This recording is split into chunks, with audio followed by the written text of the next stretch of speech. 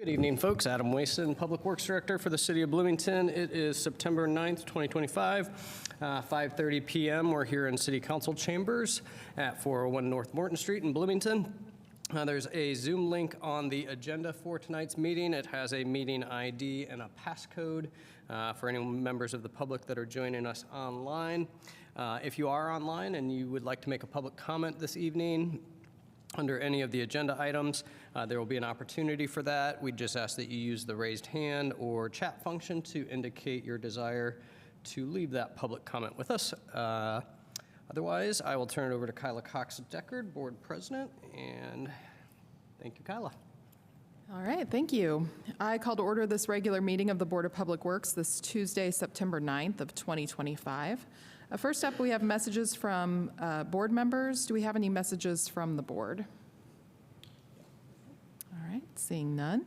Next is petitions and remonstrances. This is the opportunity for anyone who would like to make a public comment about something that is not on the agenda to do so.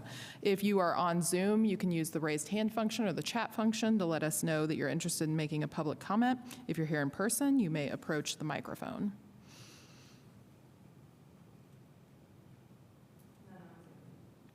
All right, seeing none. Next up, we have the consent agenda.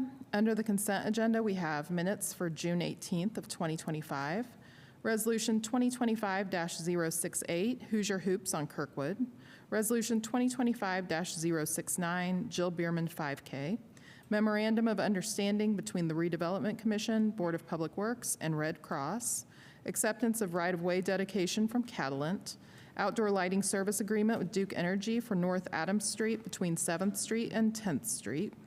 Outdoor lighting service agreement with Duke Energy for North Monroe Street and Cottage Grove Avenue. Outdoor lighting service agreement with Duke Energy for North Blair Avenue between West 11th Street and Christian Center Drive. Outdoor lighting service agreement with Duke Energy for West 6th Street between North Ritter Street and the Beeline Trail. Outdoor lighting service agreement with Duke Energy for West Patterson Drive between West 2nd Street and West 1st Street. Contract with Park Mobile. Resolution 2025-066, Wrapped in Love Public Art Installation. A service agreement with Penske Law for drafting standard operating guidelines for Bloomington Fire Department. And payroll. Do we have any items that need to be removed from the consent agenda?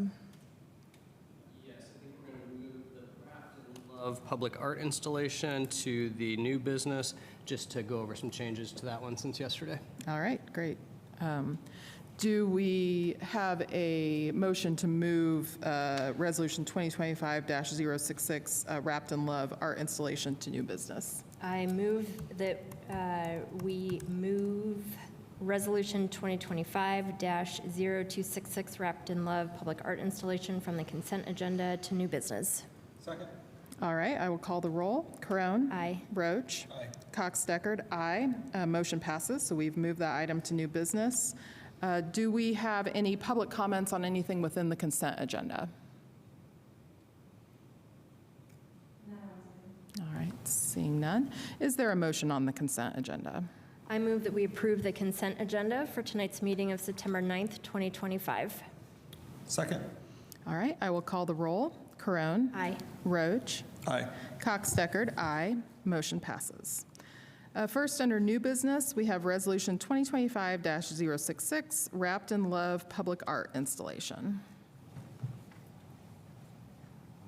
My name is Holly Warren. I'm the Assistant Director for the Arts in the Department of Economic and Sustainable Development. Again, here tonight to talk about Wrapped in Love. So we recommend the approval of Middleway House's annual Wrapped in Love program. So this is a program in which Middleway House wraps trees that are in the public right-of-way with sweaters that have art designs on them, and they also advertise their crisis hotline on a placard on each of the trees with a sweater. So starting in 2023, the city began a partnership with Wrapped in Love because the city's policies aligned with the perspective of Middle Way House that folks deserve resources when they're in a crisis. And when that took effect, basically what that means is that all of the art and the globally recognized symbols on those sweaters, as well as any language either on the sweaters or on the placards, become government speech. And when that happens, that means that that speech is actually exempt from our art in the right-of-way policy. So that means that any globally recognized symbols or language that are represented as part of this installation are okay. So for all of the designs, so most of the designs that are coming back this year are designs from previous years. There are 4 new designs this year that should be in your packet. Legal has reviewed all of those designs and said that they are permissible, aligning with city policy to be able to display them. So these sweaters will be reinstalled beginning on September 15th through October 2nd. There will be a ribbon cutting ceremony for this year's sweaters at Courtyard Square on October 3rd. And then the sweaters will be up on the trees through January 15th, 2026, and that's when they'll all be deinstalled. And that's what I've got. I'm happy to answer any questions you have about this. Thank you. Questions on this item? No questions, but I wanted to say I appreciated the clarifying language, very much in line with past policy and the city policy. Thank you. Yeah, and we're grateful for legal for supporting us with that. Thanks.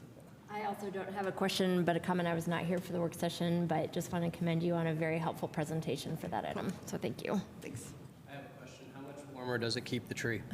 Oh, come on. It's protective and it's cute. Come on. It That's is warm. cute. It's really for fashion. Adam. And It's a for good fashion. sweater is at least worth a degree or two. All right. Any other questions from the board on this item? Any public comments on this item? Again, if you're on Zoom and you'd like to make a comment, you can use the raised hand function or the chat function. And if you're in the room, you can approach the microphone. All right. Seeing none, is there a motion on this item? I move that we approve Resolution 2025-0266, Wrapped in Love Public Art Installation. Second. All right. We have a motion and a second. I will call the roll. Crone? Aye. Roach? Aye. Cox-Deckard? Aye. Motion passes. Thank you. Thanks.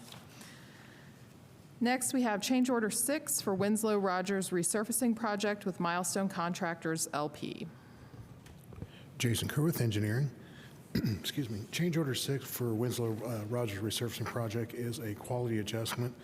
Back in mid-July, there was a rain event which caused some erosion issues within the corridor down at the roundabout at High, Winslow, and Rogers. They were instructed by a certain date to put erosion control and matting around the roundabout on the inside area. They are delayed a day. This is coming forth for the quality adjustment, which is a deduction of the contract price of $200 that we charge for that one day of missing erosion control.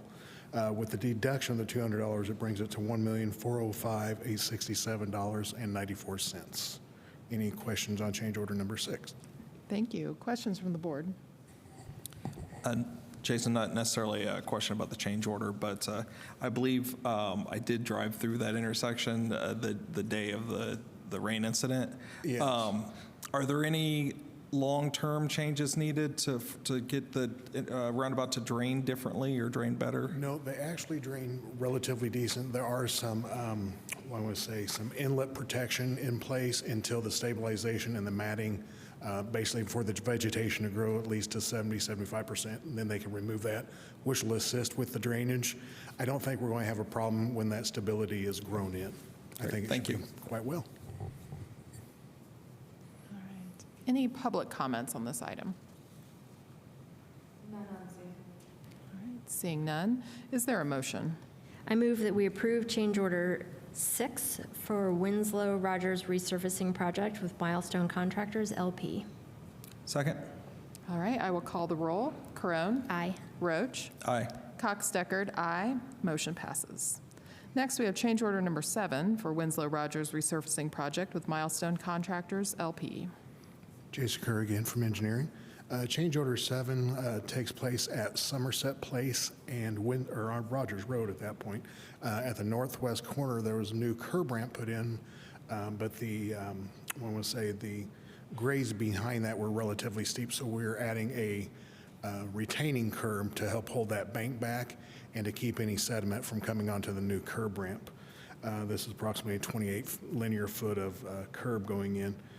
Change order also adding 3 days to the overall contract duration. With this change order number 7, an addition of $31.33 brings the grand total to $1,409,399.27. It's just the addition of that retaining curb. Any questions? Yeah, thank you. Questions on this item?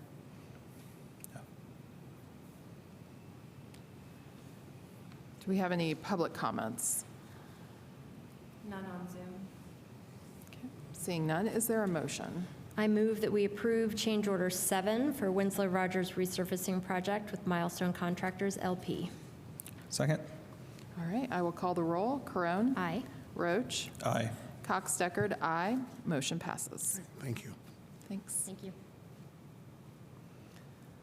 All right, next up, we have micro-mobility contract with Bird for scooters and e-bikes. Good evening. I'm Jeff Jackson with ESD. Staff recommends you approve the application to award Bird another annual license to operate in the city of Bloomington.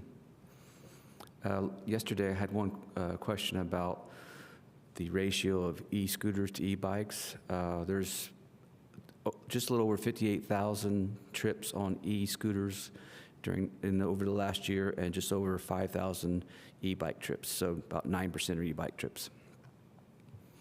Very good. That's information provided by Bird. Okay.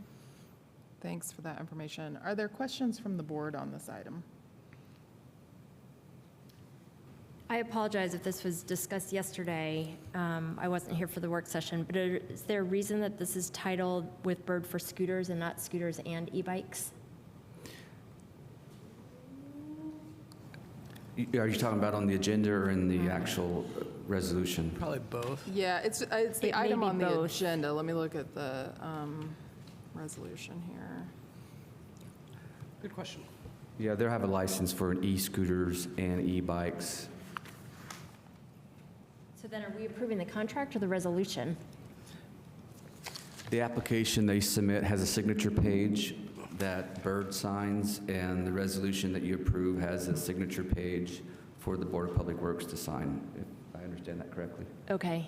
And it's not on the agenda for the resolution, but we can assume that that's part of the Yeah, I contract. think it's more of just the the wording that's always been used in the past, that it was primarily a scooter-based resolution, but it does include the language in the resolutions and such as necessary to Okay. have the contract executed, is the way I would. Yep. Yeah, the resolution's in the packet as well. Yep, I see. Okay, thank you. One question that I had asked during the work session and just wanted a little bit more clarity. We had talked a bit about the discretion of the city, specifically the Department of Economic and Sustainable Development, to work with the provider to adjust the number of deployed scooters and presumably e-bikes as well, if that were an issue, based on their ridership. Is there any plans or concerns about the ridership versus the number of vehicles? Like in the contract language, it says that the operator shall deploy 700 vehicles, and that ratio is 455 e-scooters and 245 e-bikes. So I'm just wondering, is the usage coming in at what the city expects for that number on the fleet, or is there any plan to adjust that? Bird currently has 500 units deployed. They're going to add another 200 by October 1st to get up to the required levels. If any of the usage falls below a certain threshold, we could ask them to reduce those levels. Given the fact that less than 2 years ago, we had over 1,200 units out there with 3 providers, it doesn't seem likely that would occur, but we'll certainly stay on top of that.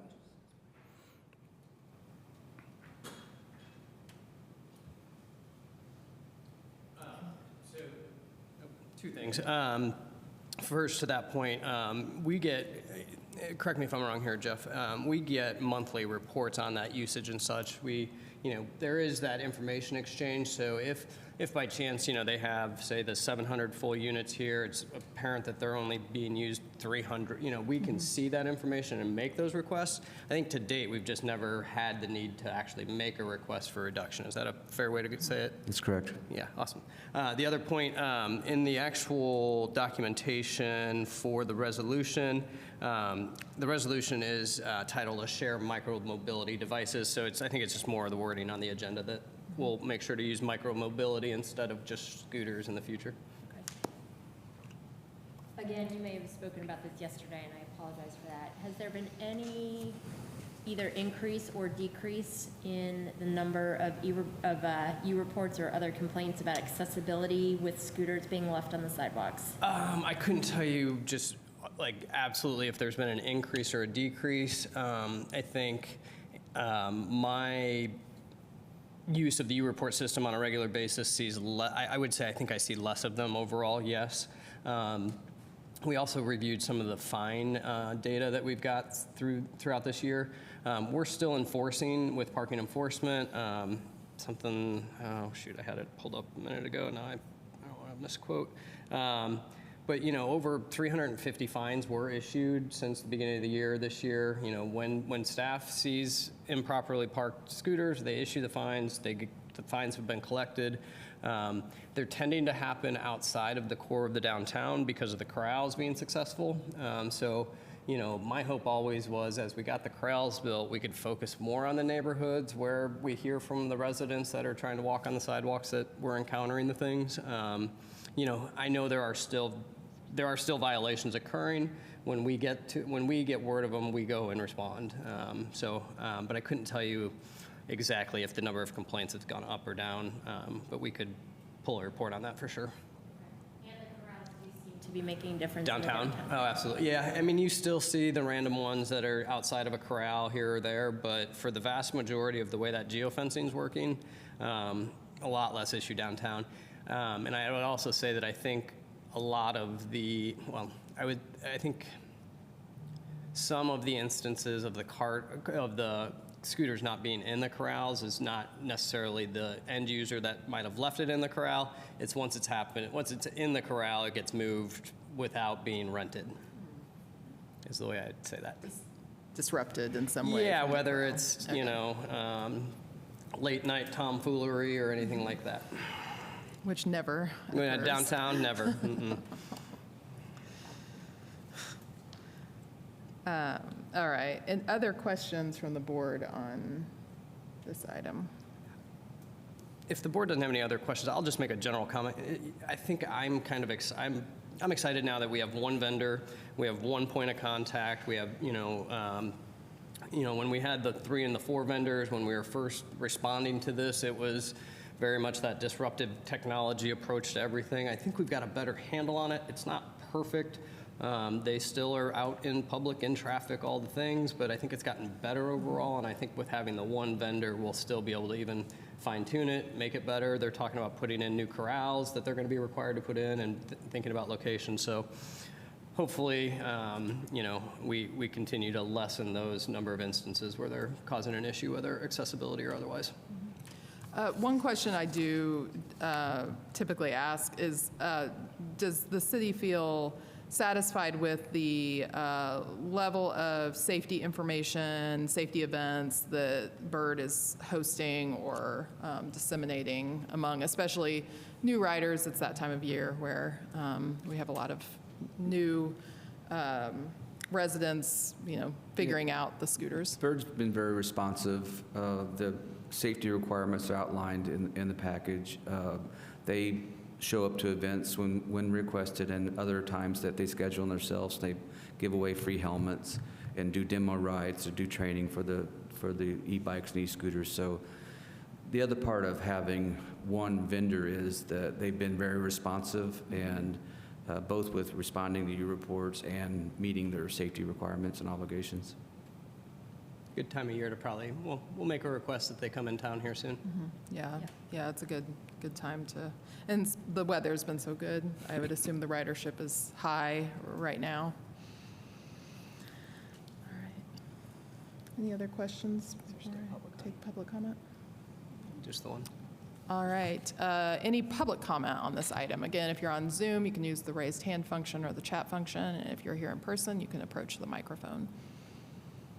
All right. Seeing none, is there a motion on this item? I move that we approve the micro-mobility contract with Bird for scooters and e-bikes. Second? All right. I will call the roll. Crone. Aye. Roach. Aye. Cox-Deckard. Aye. Motion passes. Thank you. And I think we got our update on citywide Yes. fiber yesterday. It sounds like repairs are being made at a pretty quick pace, all in all. Next up is approval of claims. Do we have any questions on the claims?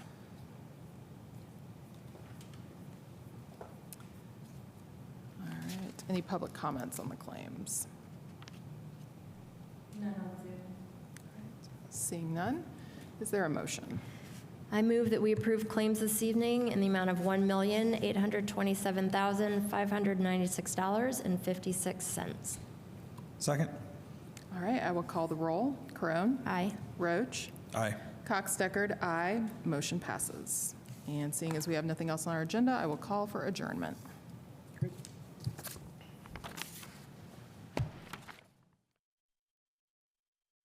Recording stopped.